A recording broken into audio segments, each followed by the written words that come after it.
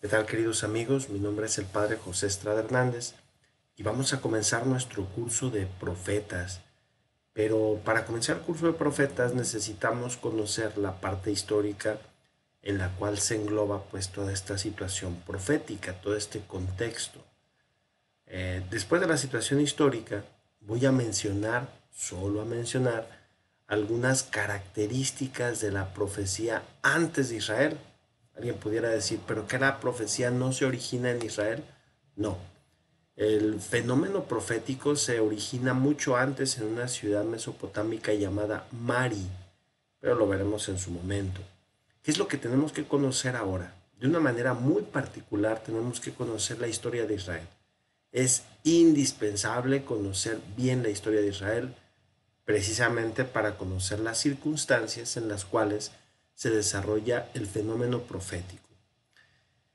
Podríamos remitirnos a tiempos muy antiguos, pero creo que lo más conveniente es comenzar por la monarquía unida. ¿Qué es la monarquía unida? Es el tiempo en el cual ubicamos a tres reyes de una manera particular. Uno de ellos es Saúl, el otro es David y el tercero Salomón. Es la única etapa en la que todo Israel, la parte norte, la parte sur, están completamente unidos.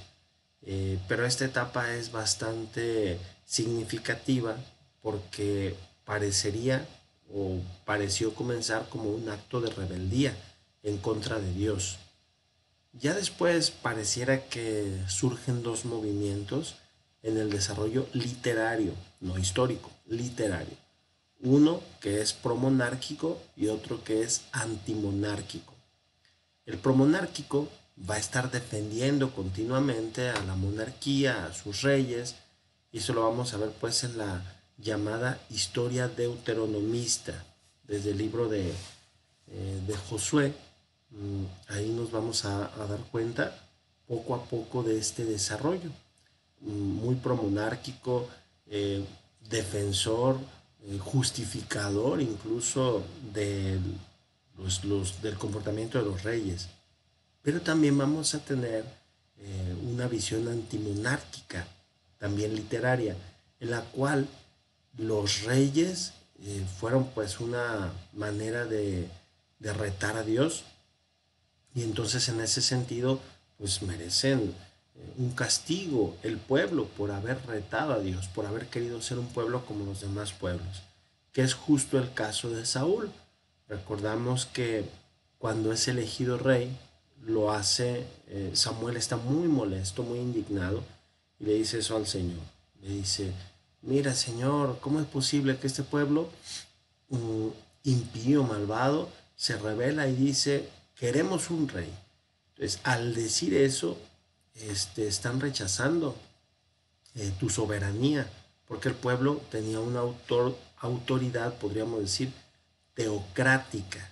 Es decir, Dios era quien gobernaba, quien regía a través de sus profetas, a través incluso de pues, sus sacerdotes. Aunque todavía no hubiera templo, pero pues sin duda que existían los sacrificios en las famosas estelas. Las estelas que no era otra cosa más que un montículo de piedras en donde se quemaban pues los animales. Entonces, por allí, a través de la hierocracia, es decir, del grupo de la estirpe sacerdotal o incluso de los profetas, era como Dios se manifestaba. Pero ahora le van a quitar el poder que tienen los sacerdotes y los profetas y se le va a ceder precisamente al rey, al monarca, ¿verdad? Hay que decir que antes de los reyes hay una etapa que se conoce como el periodo de los jueces. ¿Por qué se le conoce así? Pues por eso, porque como el pueblo de Israel todavía no estaba constituido como tal, como pueblo, pues requería de algunos jueces que fueran precisamente elegidos por Dios y que de alguna manera capitanearan, comandaran al pueblo.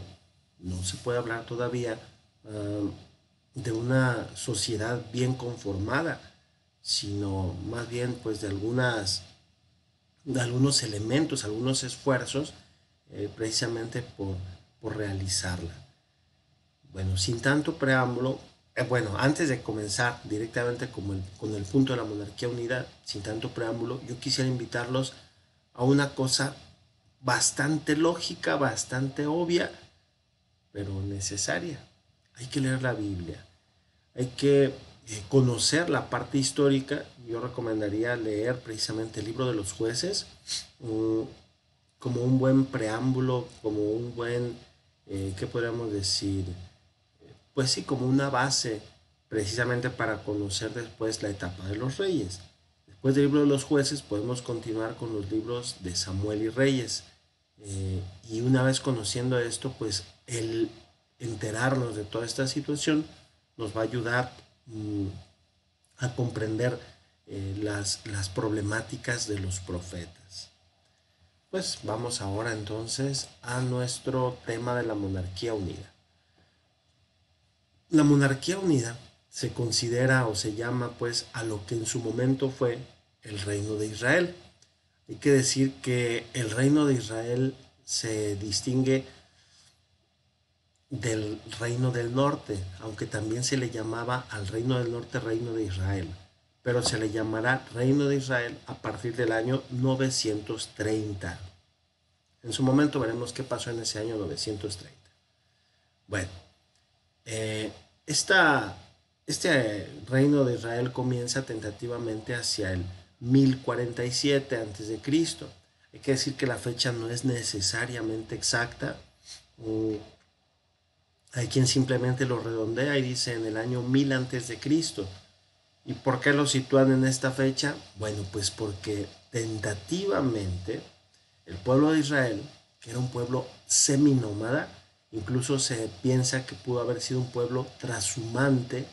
¿Qué es un trashumante o quiénes son los trashumantes? Los pastores que van caminando, que llevan su ganado, pero que no tienen una residencia específica en un lugar, sino que van caminando.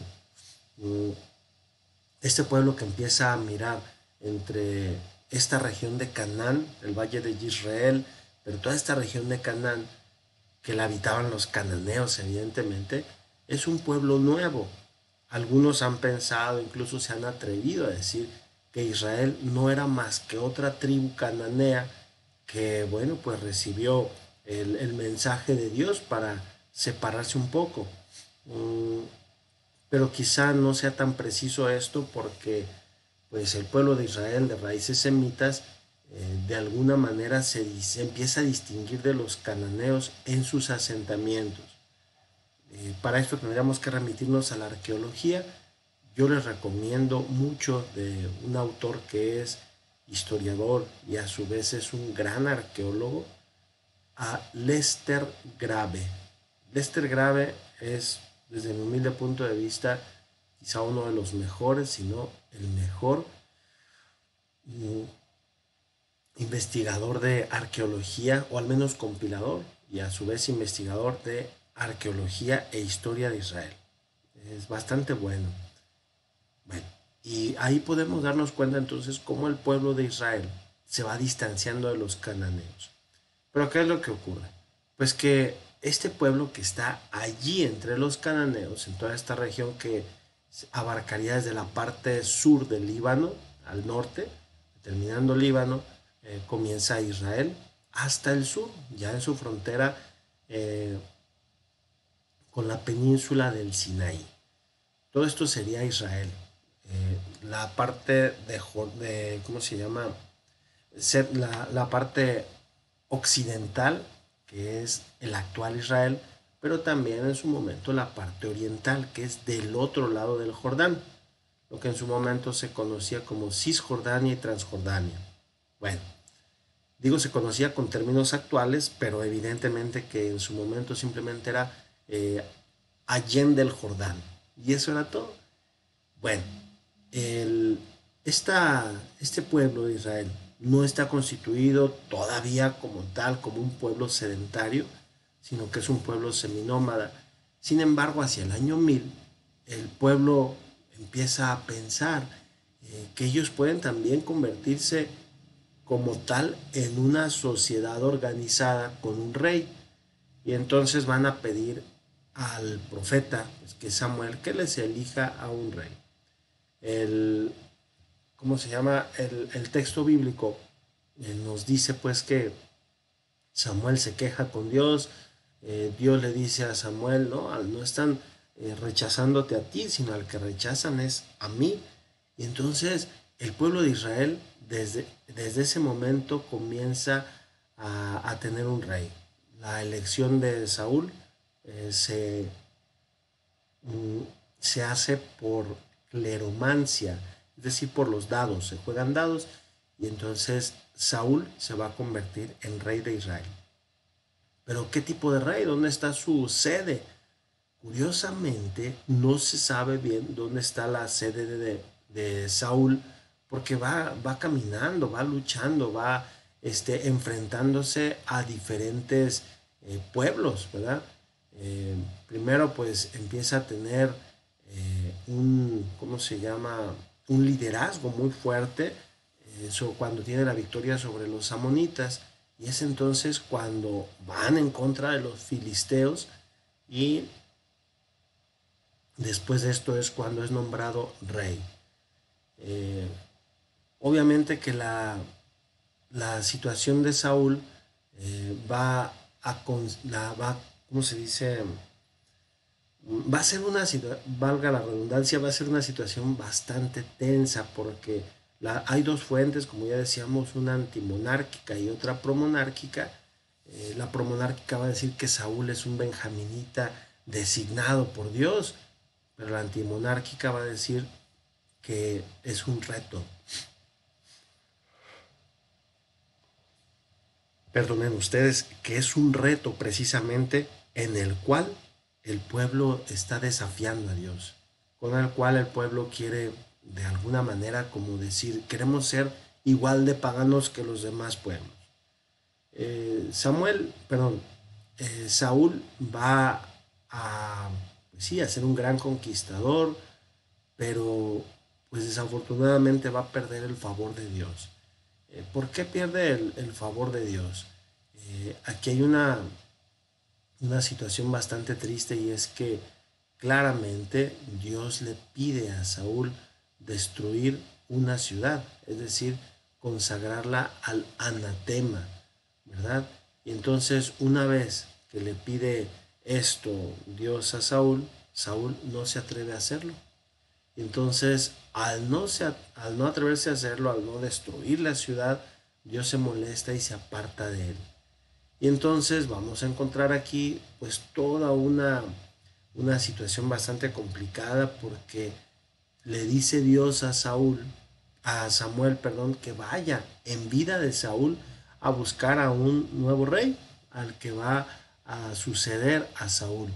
Entonces toda esta situación viene a ser bastante tensa porque el rey Saúl se vuelve bastante celoso de un pastorcillo que se llama David. Y todo comenzará precisamente porque David asesina al soldado filisteo Goliat y al asesinarlo entonces la, la gente aclama a David, pero de una manera espectacular. Los gritos son muy fuertes porque son Saúl mató a 1000, David mató a 10,000. Y entonces poco a poco el rey Saúl comienza a llenarse de envidia, a llenarse de odio en contra de este pastorcito, porque lo veía como un rival. Poco a poco se van a volver enemigos, no propiamente enemigos, porque más bien es Saúl el que odia a David. David lo tiene muy cerca y en varias ocasiones lo puede asesinar, pero no lo hace.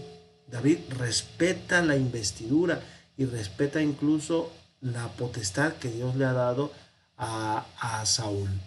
Y entonces cuando se acerca, cuando le dice, oye, yo te tuve en mis manos, que corta aquel pedazo de su capa, pero yo cómo iba a atentar en contra del ungido del Señor. Y evidentemente que no lo hace. Se empieza a dar pues toda una tensión en Israel. El pueblo va caminando, va teniendo guerras internas, poco a poco se va consolidando, hasta que al final el rey Saúl, en medio de todas las dificultades, pues en combate muere. No muere propiamente por mano de otros, sino de él mismo. Este, la situación es que el rey Saúl tristemente se suicida en un arranque de desesperación al darse cuenta de que Dios ya no estaba con él, al darse cuenta incluso que sus esfuerzos fueron vanos, porque pues después de que muere Saúl, solamente su hijo Isbaal va a gobernar un tiempo, pero básicamente el rey David va a ser su sucesor directo, y va a establecer ahora sí la capital del reino de Judá en Hebrón, todavía no en Jerusalén. Entonces aquí ya empieza una nueva etapa en el pueblo, donde David va a ser mucho más inteligente que Saúl. Saúl fue conquistando y extendiendo sus dominios, pero propiamente era, volvemos, el pueblo todavía trashumante. Sin embargo, cuando termina pues la guerra, la persecución, y David queda constituido como rey, David va a forjar una monarquía bastante sólida. Hay que decir también que el rey David es muy inteligente, porque de estar en esta región del sur, en Judá, va a encontrar una ciudad que va a aparecer en algunos momentos como Jebús. La ciudad de Jebús pues es la ciudad de los jebuseos, ahí la habitan los jebuseos. Y precisamente este lugar va a ser después Jerusalén. Los jebuseos eran una tribu cananea que habitaba allí. No es una tribu judía para nada, sino es una tribu cananea. Y ahí estaban. Los jebuseos tenían un santuario muy cerca allí, el famoso santuario de Silo. Bueno, pues era un santuario pagano. Los jebuseos tenían también sacerdotes. En todos los pueblos o en muchos pueblos, la presencia de la divinidad ha sido un elemento muy importante. Entonces, aún en los pueblos paganos, aún en los pueblos que pudiéramos decir no tenían al Dios verdadero, sino que eran pueblos que evidentemente vivían bajo pues criterios, bajo una religión quizás hasta muy naturalista o supersticiosa, pues también en ellos estaba el, el, el, el aspecto o la dimensión religiosa con sacerdotes. Bueno, entonces aquí David, vuelvo al punto, se vuelve en un personaje bastante inteligente, porque precisamente hacia el año 1000, ya habíamos dicho que tentativamente Saúl gobernó 7 años, 8 años, no hay mucha precisión, pero hacia el año 1000 David se va hacia Jerusalén. Jerusalén no estaba vacía, evidentemente, pero ya reconocían a David como un caudillo que iba luchando, que iba conquistando, pero siempre algunos han pensado incluso que tenía una personalidad muy fuerte, de tal manera que con mucha facilidad los pueblos se unían a él, más que llegar a conquistar y a destruir. Él llegaba y los habitantes de las diferentes regiones, lejos de combatir contra él, pues se unían precisamente porque veían en él un gran potencial. Ahora bien, David, cuando llega a Jerusalén, eh, se empieza a crear un diálogo bastante bueno, y los habitantes de la ciudad de Jebús le dicen, bueno, pues si tú eres el caudillo, sé tú el rey. Y él también, evidentemente, que se pone muy feliz, y entonces se establece en Jerusalén, y allí va a convertir Jerusalén en la capital nacional. Entonces, a partir de ese momento se va a unificar. ¿Cómo se unifica? Bueno, de una manera muy sencilla. David ofrece el sacerdocio que había sido aronita, porque Dios le dijo a Moisés que estableciera a los sacerdotes, que los consagrara, y a Aarón y a sus hijos, pues, ¿verdad? y que ellos iban a ser los sacerdotes, los que iban a cuidar, a custodiar el templo. Pero no ocurre así, porque ahí en tiempo de David, cuando llega él, precisamente hace un pacto con un sacerdote, el sumo sacerdote del templo de Silo, que va a ser precisamente Sadoc. Entonces, cuando se establece con Sadoc, el pueblo se pone feliz porque ya tiene un rey, y el rey se pone feliz porque ya tiene un pueblo. Entonces, allí precisamente en ese contexto histórico es como David se empieza a ser poderoso. Y esta etapa se va a llamar pues la época de oro de Israel. Hay que decir también una cosa que es muy importante. David ya tenía un templo, el santuario de Silo, pero era un santuario pequeño. La palabra santuario viene, bueno, en español viene de sanctus, entonces es un lugar santo, basta, no hay más. Sin embargo, en hebreo la palabra santuario como tal deriva de kadosh, el adjetivo, kadosh que es santo, y entonces santuario va a ser mikdesh, con estas mismas consonantes. Entonces, el santuario de Silo es precisamente donde va David y se come los panes cuando tenían mucha hambre, él y sus, ¿cómo se llama? Sus compañeros. ¿Recuerdan esa cita que hace Jesús? Aquí el punto es que todavía no había un templo como tal grande, un templo construido con toda la, ¿qué podríamos decir? La vivacidad, la maravilla que con lo que lo hizo Salomón. Pero ya había un lugar de culto, que podríamos llamar un santuario, un pequeño templo. David entonces, al hacer este pacto, pues comienza a tener campañas militares exitosas contra todos los enemigos de Judá e Israel. Derrota a entidades regionales como los filisteos para asegurar sus fronteras.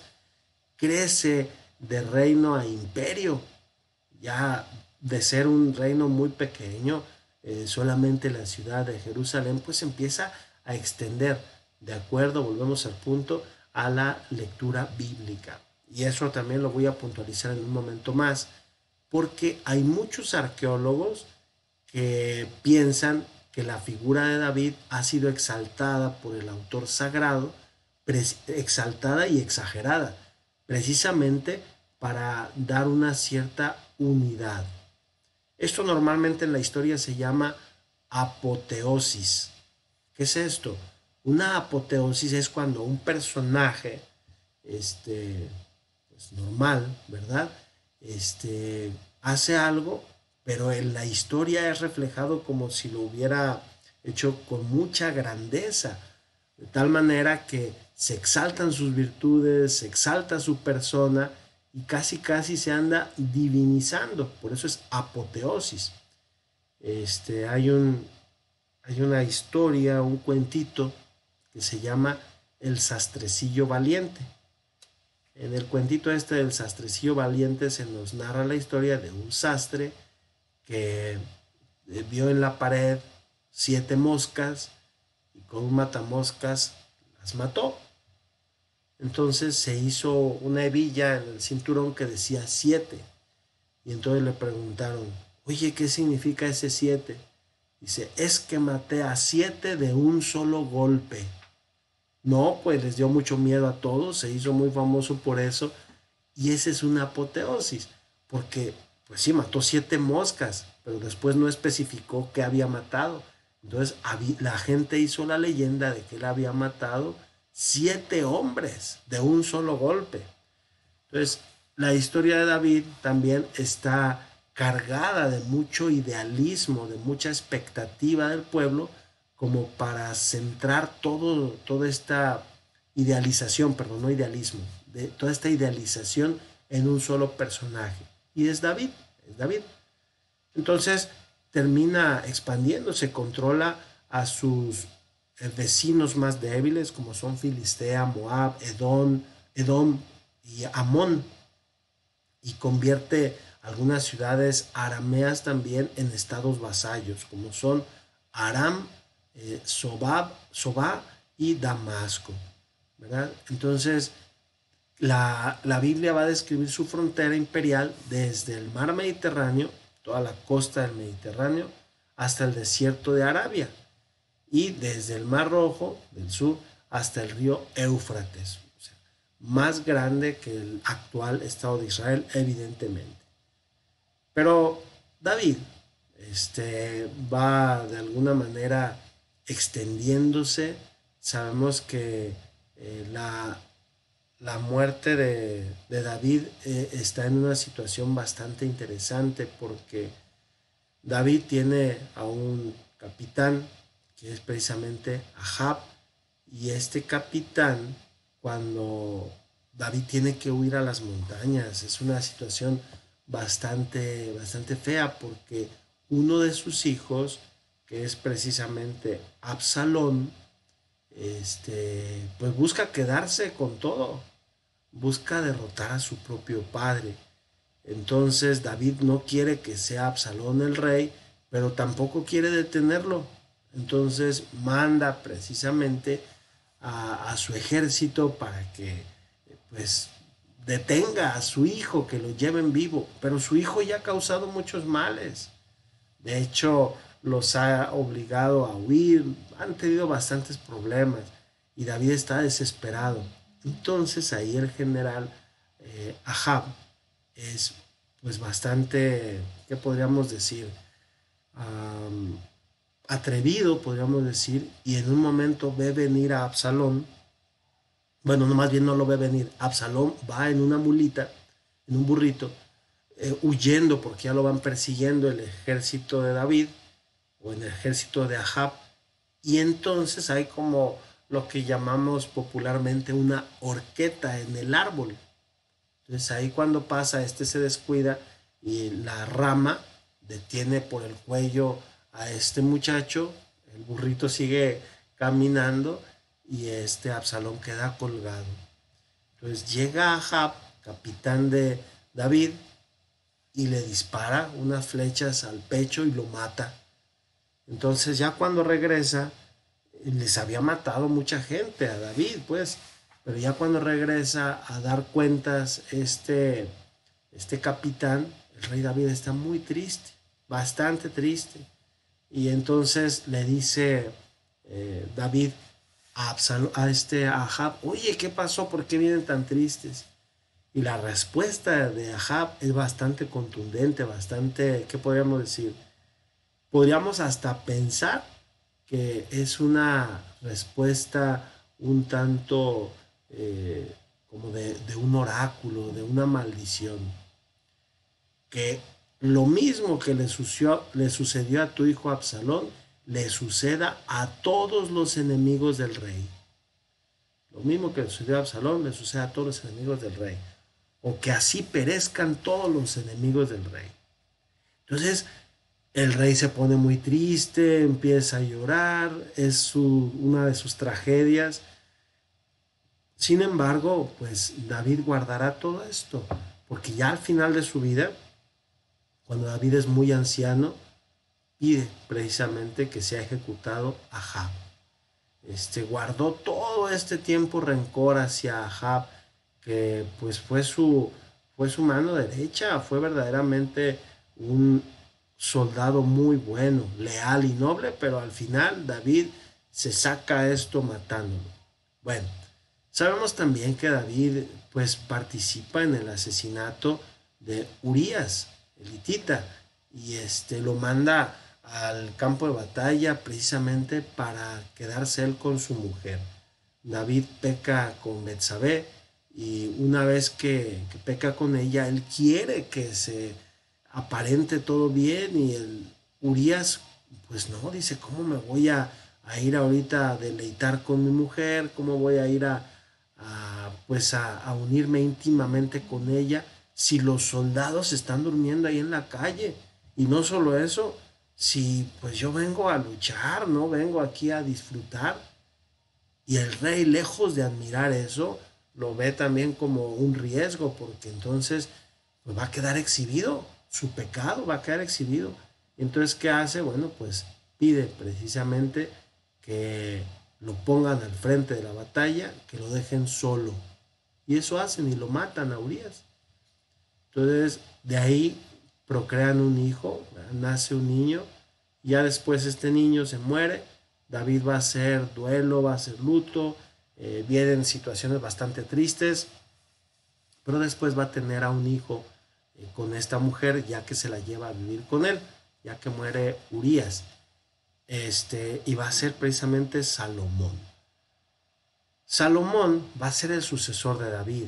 Hay que recordar un punto muy interesante y es la bendición que Dios le hace al rey David antes de, evidentemente, cuando David le pide la construcción del templo, porque David le dice, Señor, yo quiero construirte un templo. Y ahí podemos identificar una fuente promonárquica, porque dice, ¿cómo? ¿Tú me vas a construir un templo a mí? No, más bien yo voy a ser el que te voy a construir una casa. Y entonces Dios le dice a David, tu familia va a estar siempre aquí. Entonces, al darle esta bendición, se garantiza que sea la monarquía davídica la que vaya a gobernar siempre Jerusalén. Evidentemente que David queda como para la posteridad como el rey ideal, queda presentado de alguna manera como este rey amado, bueno, seguidor de Dios, etcétera, etcétera, a pesar de todas las cosas pues que no fueron tan buenas. ¿Y qué hizo? Muere David y le sucede entonces su hijo Salomón. Salomón se le conoce como el rey sabio, y también no solo como el rey sabio, sino también como un rey bastante conciliador. Ese fue un problema de Salomón, un problema bastante fuerte. Y aquí hay que decir también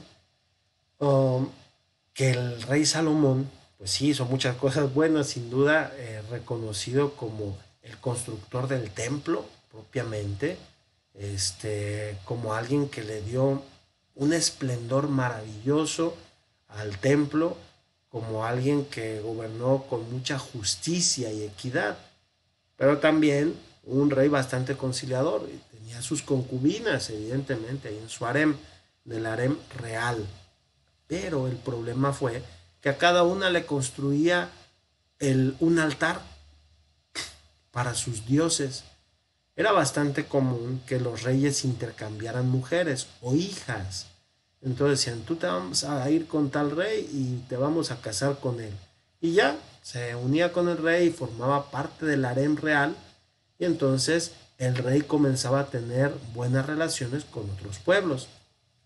Tuvo muchas mujeres paganas y junto con esto, con todas estas mujeres paganas, bueno, pues el rey se hizo poderoso por estas buenas relaciones.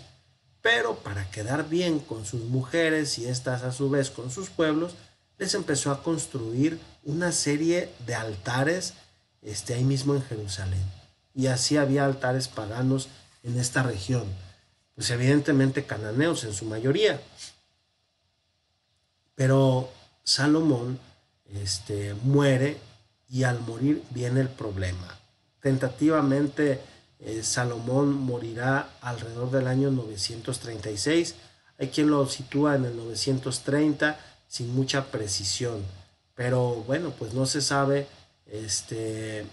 con exactitud cuál sería el año de la muerte de Salomón. Pero tentativamente en estas fechas. Ahora bien, quiero aclarar el punto que solamente mencioné con anterioridad. La monarquía unida ha sido exaltada bastante. Hay unos defensores a ultranza, unos defensores de la monarquía unida, y como se dice, ¿verdad?, que se ha creído a pie juntillas. Es decir, que se ha creído a pie juntillas, y esto hay que decirlo con toda su claridad, la extensión tan grande de dominio de David. Se ha creído a pie juntillas el esplendor tan grande del templo de Salomón.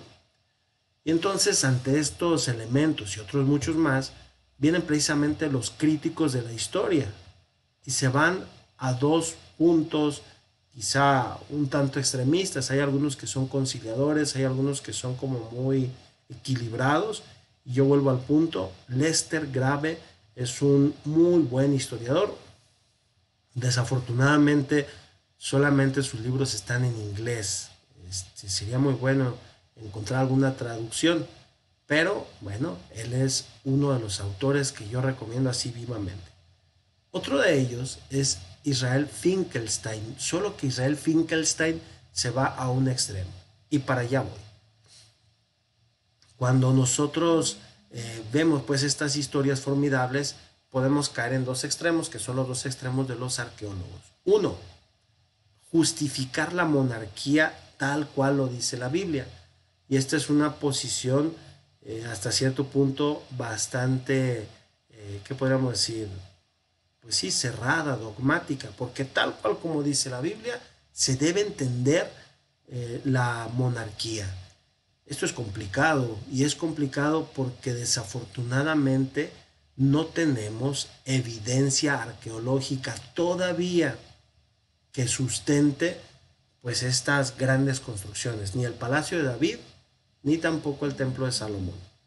El Templo de Salomón tiene que estar en el Monte Moria. El Monte Moria es precisamente donde está la Mezquita de Al-Aqsa y el Domo de la Roca. Entonces, ¿cómo poder en la actualidad excavar allí? No se puede, no se puede. En la parte de abajo está el Muro de los Lamentos, pero el Muro de los Lamentos es del Templo de Herodes, no es del Templo de Salomón. Hay quien dice que el Templo de Herodes está sobre el Templo de Salomón y que los cimientos más antiguos, las piedras que están en la parte de abajo, son las piedras de Salomón. Pues no tenemos todavía, vuelvo al punto y quiero resaltar muy bien esto, todavía una evidencia arqueológica que pruebe eso. Pues sí, hay muchas aproximaciones, hay muchas suposiciones, pero para empezar no se puede excavar porque ahí están los musulmanes. Y por otra parte, hasta donde han llegado en la parte del Muro de los Lamentos, pues no se obtiene todavía con certeza evidencia arqueológica contundente para decir, este es el templo de Salomón. No, o este fue. Por otra parte, en la parte de frente hay una puerta, bueno, en ese mismo monte, ¿verdad? Hacia abajo, hay una puerta que se le conoce como la puerta de la basura, o literalmente pues del excremento, ¿verdad? Entonces, esa puerta está muy cerca de la ciudad de David. La ciudad de David es una colina. Muy probablemente es la parte más antigua porque allí fue donde se asentó el rey David, allí. Pues ahí se ha seguido investigando, se ha seguido excavando y se ha encontrado, solamente se ha encontrado una evidencia arqueológica del año 1000 antes de Cristo. Se le llama la estructura escalonada de piedra. Esa estructura escalonada de piedra, pues es eso, como un tipo base que sostenía algo muy grande. De acuerdo a la investigación, muy probablemente es el único elemento allí en la ciudad de David que data del año 1000 antes de Cristo. Con esto, ¿qué estamos concluyendo? Que el reino de David, no podemos ser tan arbitrarios e irnos a la posición contraria de estos arqueólogos, de los que dicen que todo en la Biblia, en esta parte monárquica, es preciso. Los otros que dicen, pues que no es cierto, que David no existió. Tampoco nos vamos a ese extremo, pero sí hay que decir que el reino de David muy probablemente sea un reino pequeño, un reino que comenzó con un caudillismo. Entonces, la extensión del imperio así con toda esa gloria, pues es difícil de sostener. Vuelvo al punto, porque no hay una evidencia contundente. Bueno, estos dos elementos, estas dos posiciones han ido pues entretejiéndose a lo largo del tiempo y llegando y han llegado a puntos, digamos, de conciliación, en los cuales sí afirmamos la existencia de David como un caudillo, sí afirmamos que fue un rey unificador, definitivamente, sí afirmamos también que allí el pueblo empieza a consolidarse poco a poco en un pueblo ya sedentario, pero también con sus limitaciones. Salomón, ya dijimos mucho de Salomón, o ya dijimos algo al menos, regresando pues a este punto. Y a su muerte vamos a encontrar una cuestión bastante interesante. Salomón tiene un hijo que es Roboam, y él va a ser el sucesor, va a ser su sucesor. Pero ¿cuál es el problema con Roboam? Roboam se vuelve un rey déspota, un rey que podríamos decir incluso hasta, pues sí, indolente a las necesidades del pueblo. Y entonces él va a imponer unos aranceles, unos impuestos, valga la redundancia, bastante fuertes, bastante fuertes. Y por ahí andaba un caudillo que se iba a, al sur, a Egipto, y luego regresaba. Y este caudillo supuestamente había recibido ¿cómo se llama? Pues la bendición de Dios para que fuera él el sucesor. Pero ¿cuál es el problema? Pues que este caudillo se llama Jeroboam. Y entonces, al ver esta situación de opresión del pueblo, él se acerca, levanta a las personas y entonces se separa, rompe con Roboam.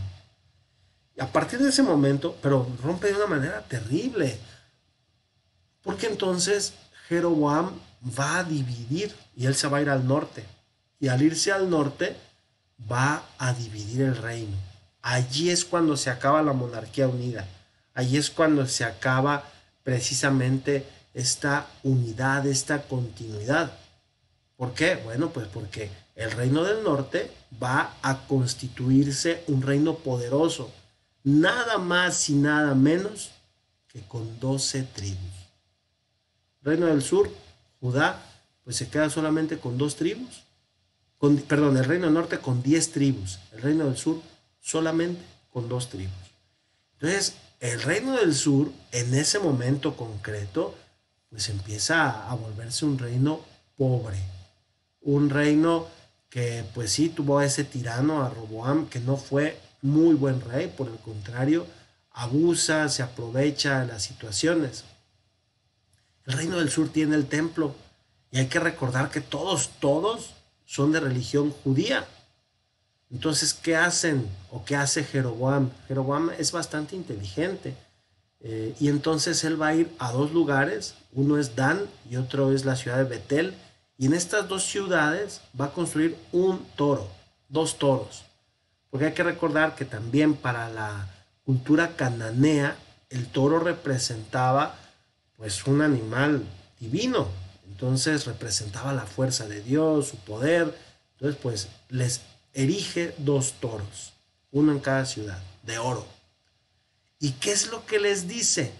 Les dice, vengan, aquí está tu Dios, Yahvé o el Señor. ¿Por qué hace eso Jeroboam? Pues con una política bastante inteligente, bastante astuta, hace eso precisamente para que los habitantes del Reino del Norte no fueran al sur, porque tenían que ir al templo central, evidentemente, al de Jerusalén, a llevar sus ofrendas, a dejar su dinero, a hacer sus contribuciones. A partir de ese momento ya no van a ir. Y al no ir, ¿dónde se va a quedar la riqueza? Pues ahí en el norte. Justo a partir de este año 930 más o menos, antes de Cristo, el reino del norte ya no se va a llamar solo reino del norte. Ese nombre se lo damos nosotros. El reino del norte se va a denominar reino de Israel. Y el reino del sur se va a denominar reino de Judá. Ahí se dividieron y ahí empezó el problema.